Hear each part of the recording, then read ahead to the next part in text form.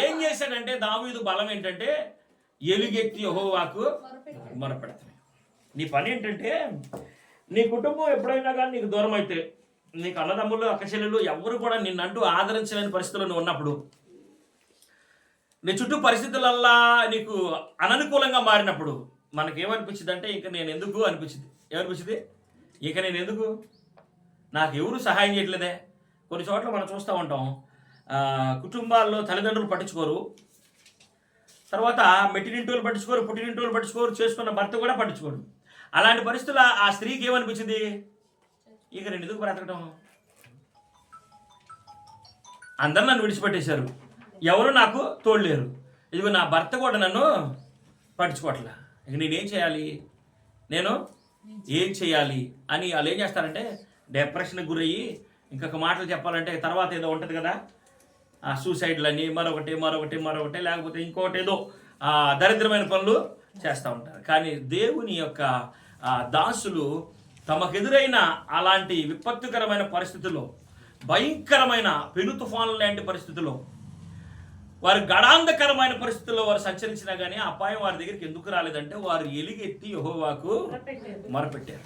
వారు వెలుగెత్తి యెహోవాకు మొరపెట్టారు. మోషే అదే కదా చేసింది. అయ్యా వీళ్ళు రాళ్ళతో కూడా చంపేటట్టున్నారు, నన్ను వీళ్ళకి నీళ్ళు కావాలి, నన్ను ఏం చేయమంటావు అని అడిగాడు. నన్ను ఏం చేయమంటావా, నువ్వెందుకు ఆందోళన చెప్తున్నావు, ఇదిగో నీ చేతి కర్ర, నేను నీకు ఇచ్చిన కర్ర ఉంది, ఆ కర్ర తీసుకొని వెళ్ళి ఆ ఎదురుగున్న బండను కొట్టు, నేను ఎదురు నిలబడతానన్నాడు. నీ ఎదురు నిలబడతానన్నాడు. దేవుడు తన బిడ్డల పట్ల చేసిన కార్యం ఏదైనా వినటానికి ఆశ్చర్యంగా ఉంటుంది, వినేటప్పుడు ఆసక్తిగా ఉంటుంది. అదే నీ జీవితంలో ప్రదర్శించేటప్పుడు స్టేజీ కింద ఉండి అట్లా చెప్తున్నాడు ఇట్లా చెప్తున్నాడు అని చాలామంది చెప్తారు. ఏదో నాటకం జరుగుతుంటే వాడిని స్టేజ్ ఎక్కిస్తే అంటారు. ఏమంటారు? అట్లాగే ఉంటుంది. ఎందుకు? ఈడ రాదు, ఆడొచ్చుద్ది. ఈడ వీడు చెప్పాలనుకున్నది వీడు 2 పేరాల ముందే గప్ప ఆ 2 చెప్తారు, కానీ ఈడకి రంగాలనే అట్లాగే. ఎందుకంటే ఆ పరిస్థితి, ఎందుకంటే శోధన మనల్ని సంభవించినప్పుడు అపవాది మనకి ఆలోచించుకునే సమయం వీడు ఇస్తాడా, మన మనసునంతా ఆక్యుపై చేసేస్తాడు. అందుకనే దావీదైతే ఆయన ఎందుకు దేవుని హృదయానుసారుడు అయ్యాడంటే అన్ని కోల్పోతున్నట్లుగా భౌతికంగా కనపడినప్పటికీ అతను ఏది కోల్పోలేదంట, దేవుని అండను కోల్పోలా, దేవుని తోడుని కోల్పోలా, దేవుని యొక్క ప్రత్యక్షతను కోల్పోలా. చక్కగా ప్రార్థన చేశాడు. అయ్యో ఈ ప్రజలందరూ మొట్టమొదటి నుంచి చదువుదామా, భలే ఆసక్తిగా ఉంటుంది చూడండి. అమ్మో, నా మీదికి లేచువారు అనేకులు, దేవుని వలన అతనికి రక్షణ ఏమీ దొరకదని నన్ను గురించి చెప్పువారు అనేకులు. యెహోవా నీవే నాకు కేడముగాను, నీవే నాకు కేడముగాను, నీవే నాకు అతిశయాస్పదముగాను, నీవే నాకు అతిశయాస్పదముగాను, నా తల ఎత్తువాడవుగాను ఉన్నావు. ఎలుగెత్తి నేను యెహోవాకు మొరపెట్టినప్పుడు నాకు ఉత్తరం ఇచ్చును. ఇంతమంది ఇన్ని రకాలుగా నన్ను అనుకుంటున్నా కానీ నేనేం చేస్తున్నానంట, ఆయన ఏం చేశానంట, ఎలుగెత్తి యెహోవాకి మొరపెట్టాడు. మన కుటుంబాల్లో చిన్న చిన్న కరువులు, కష్టాలు, శ్రమలు, లేకపోతే రోగాలు, ఇబ్బందులు, లేదా మనం ఎవరినైతే ప్రేమిస్తామో వాళ్ళు కొంత దూరం అవ్వచ్చు, కొంతకాలం దూరం అవ్వచ్చు, ఇంకేదైనా శాశ్వతంగా దూరం అవ్వచ్చు. ఏం జరిగినా కానీ నీవు గనక దేవుని యొక్క ఆ నామాన్ని గనక నువ్వు విడిచిపెట్టుకోకుండా ఉంటే, ఈ భక్తులు ఏం చేశారంటే ఎన్ని కష్టాలు ఎదురైనా, ఎన్ని శ్రమలు ఎదురైనా కానీ వారు ఏది కోల్పోలేదంటే దేవుని యందు విశ్వాసాన్ని కోల్పోలే. మీరందరూ నన్ను గురించి ఏమని అనుకోండి, నాకు ఆయనకి ఒక సహవాసం ఉంది, ఒక స్నేహం ఉంది, ఒక బంధం ఉంది. కాబట్టి మీరేమనుకున్నా కానీ మేమిద్దరం ఏమనుకోకుండా ఉంటే చాలు. చెప్పండి, ఇద్దరు స్నేహితుల మధ్య తగులు పెడతానికి చాలా మంది ప్రయత్నం చేస్తున్నారు అనుకో, వీళ్ళిద్దరు ఏక మనసు ఏకభావం కలిగినంత వరకు ఎవ్వరు కూడా దూరలేరు.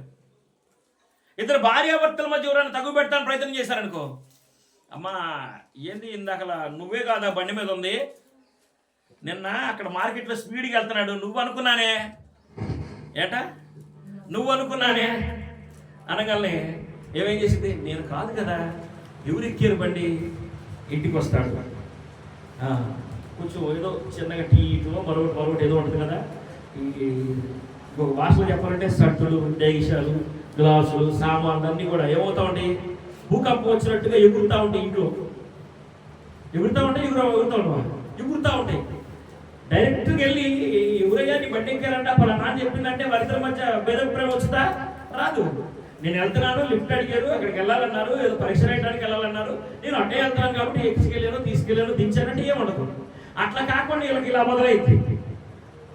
ఇంకొకళ్ళు వస్తారు, ఇంకొకళ్ళు అరే ఏది నువ్వు లేవా, నిన్న బండి ఉందే, నువ్వు ఉండమనుకున్నాను అని అన్నారు. ఇంకేమవుతుంది, నేను లేను బండి ఉంది, లేకపోతే నేను లేను, ఇది పలానా వీడేం చేస్తాడు, వీడు పడిపోతాడు, ఆ వాడు పడిపోయింది.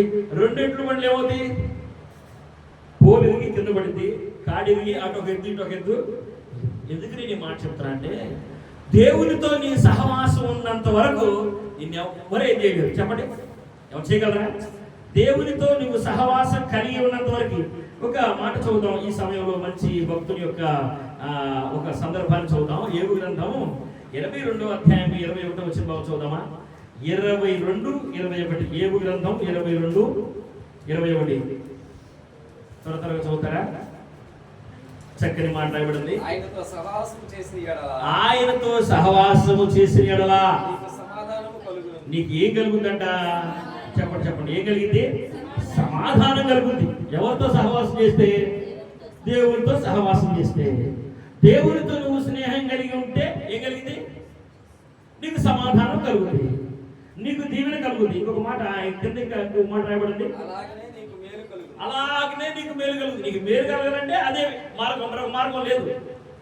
చెప్పండి, ఇప్పుడు ఇశ్రాయేలీయులు నీరు పొదువైంది అడిగి, అప్పటి వరకు వారు చూసిన, వారు అనుభవించిన అద్భుతాలు, ఆశ్చర్య కార్యాలు, మేలులు అన్నీ మర్చిపోయి చిన్న కష్టమైన రోగాన్ని దేవుని మీద సలుగుతా ఉంటే వాళ్ళిద్దరికి సమాధానం ఉంటుందా? చెప్పండి, సమాధానం ఉంటుందా? సమాధాన పరచు వారు ధన్యులు, వారు దేవుని చూచెదరు. చిన్న మాట. ఇప్పుడు సమాధాన పరచడానికి కొన్నిసార్లు మోసే ప్రయత్నం చేశాడు. ఎవరితో? దేవునితో, ఈ ప్రజలతో. కొన్నిసార్లు దేవుడే ఈ మోషేకి ఆ ప్రజలు సమాధానం పరచడానికి ప్రయత్నం చేశాడు. ఏమని ప్రయత్నం చేశాడు? ఒకసారి ప్రభు అన్నాడు, మోషే ఇక లాభం లేదయా, నేను వీళ్ళ ద్వారాగా ఇసిగిపోయాను, వీళ్ళకి నిర్మూలన చేసి నీ ద్వారాగా అబ్రహాములో నుంచి గొప్ప జనాంగాన్ని పుట్టించినట్లుగా మోషే అనబడుతున్న నీ ద్వారాగా నేను గొప్ప జనాంగాన్ని పుట్టిస్తా. దేవునికి తెలియదా మోషే భార్య అన్యురాలని? ఈ మాట అన్నప్పుడు మోషే దేవునికి తెలియదా సిపోరా అన్యురాలని? సిపోరా అన్యురాలైతే మోషే ద్వారాగా గొప్ప జనాంగాన్ని పుట్టిస్తానని దేవుడు ఎందుకు అన్నాడు? ఏమన్నా మోషేకి సిపోరా కాదులే అని చెప్పి మరొక భార్య చేస్తానని దేవుడు ఉద్దేశమా? కాదే కాదు.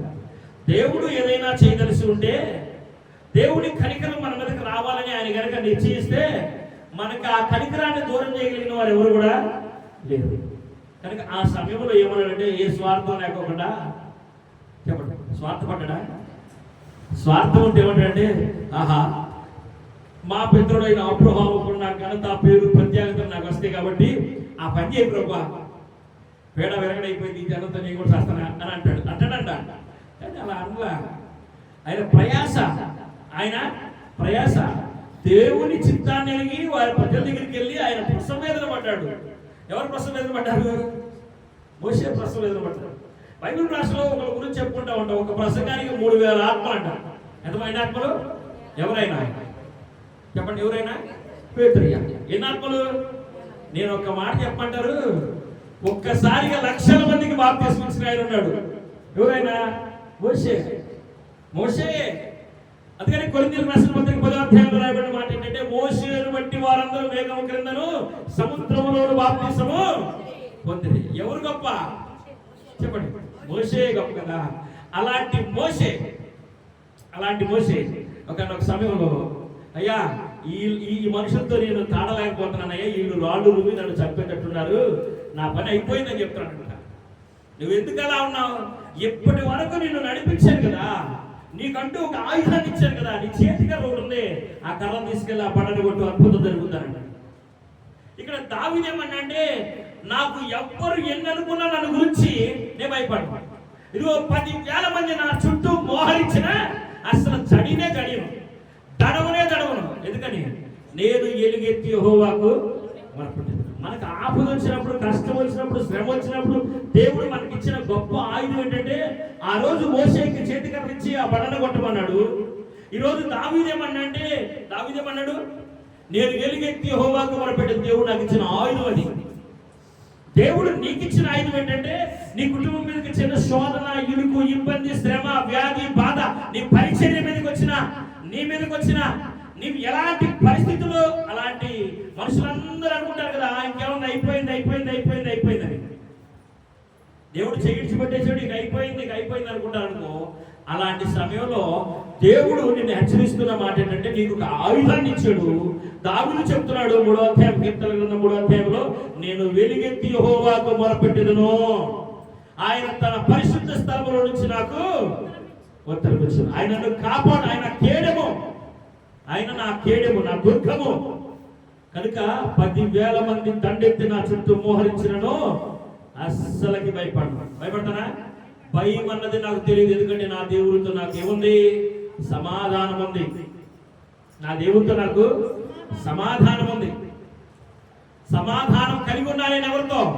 దేవుడితో. నా కుమారుడు వల్ల నాకు సమాధానం లేదేమో, నా భార్యల వల్ల నాకు సమాధానం లేదేమో, నా సైన్యం వల్ల నాకు సమాధానం లేదేమో. దాని ఉద్దేశం ఏంటి? సైన్యం అతని పక్షాన లేదు, సగం సైన్యం నీ పక్షానే ఉంది.